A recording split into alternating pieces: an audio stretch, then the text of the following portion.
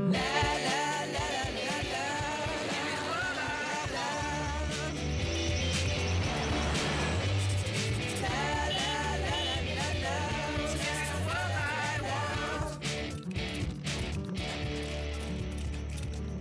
les amis, c'est Bloggy, le robot-blogueur, le pote de tous les globetrotters. Salut Bloggy, je suis avec l'école de la Sainte-Union de Dour et là on est au Burkina Faso pour parler des problèmes de l'eau. Au Burkina Faso, une grande partie de la population n'a pas accès à l'eau. Or, parmi les objectifs du millénaire, d'ici à 2015, il faut assurer un environnement durable pour tout le monde et que tous aient accès à l'eau potable.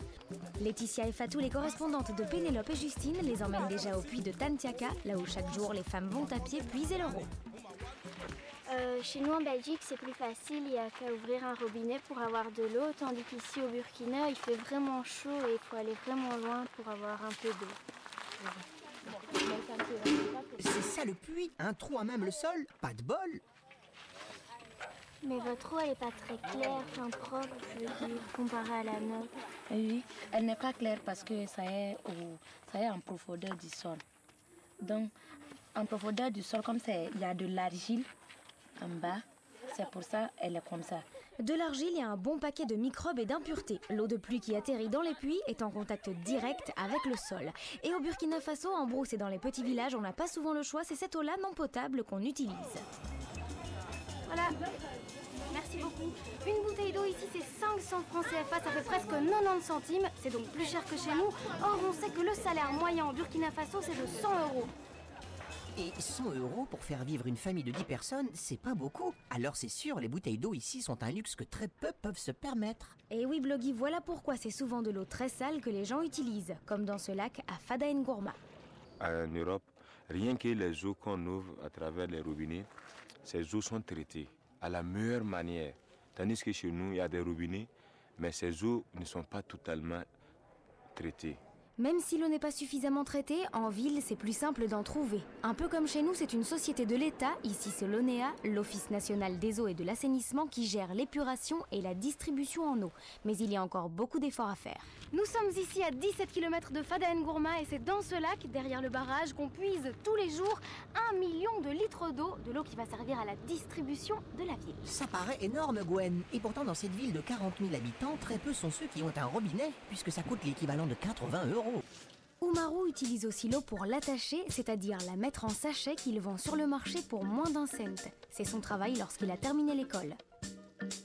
C'est pas très hygiénique comme méthode. Et pourtant, c'est ce qui est le plus abordable et que tout le monde boit. Il existe une alternative, ce sont les sachets plus industriels, comme le bleu qu'on voit là.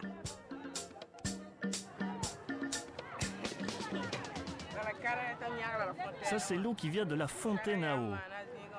Et ces sachets-là, ça vient d'une entreprise d'ensachage. Bah oui, mais c'est 5 fois le prix des autres sachets. Et pas encore aussi purifié que l'eau en bouteille, c'est renversant. C'est même une situation très injuste, Bloggy. L'eau pure est réservée à une toute petite partie privilégiée de la population.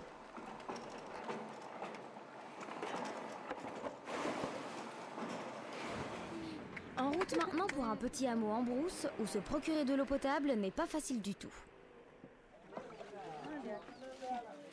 Les femmes ont commencé à faire la cuisine dans ce petit village perdu en brousse. Alors pour faire la cuisine, il faut évidemment de l'eau, les filles. Et pour avoir de l'eau, la seule solution, eh bien, c'est de faire un forage. Mais ça coûte très cher, presque 10 000 €. Alors ici, ce sont des organisations comme Île de Paix qui ont financé le forage.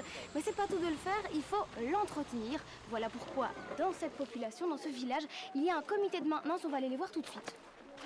L'idée, c'est d'impliquer la population pour qu'elle puisse se débrouiller. En cas de pépin, chaque villageois a mis un peu d'argent sur un compte pour payer les réparations. Et puis, il faut aussi assurer l'entretien du forage. Et oui, il y a le graissage une fois par semaine et puis le nettoyage pour l'hygiène. Avant la réalisation de ce forage, les femmes devaient marcher jusqu'au village voisin à 3 km pour aller chercher de l'eau potable. Est-ce qu'il y a moins de maladies depuis que le forage il existe? Oui, franchement, il y a moins de maladies. Donc avec la présence du forage maintenant, la population n'utilise plus l'eau des mares.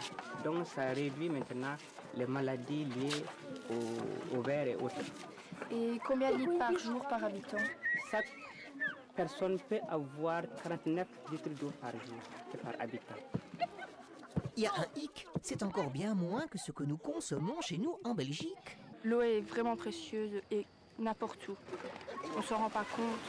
Mais maintenant qu'on est dans la situation, on se dit qu'il faudrait quand même un peu se bouger et faire un peu plus d'efforts.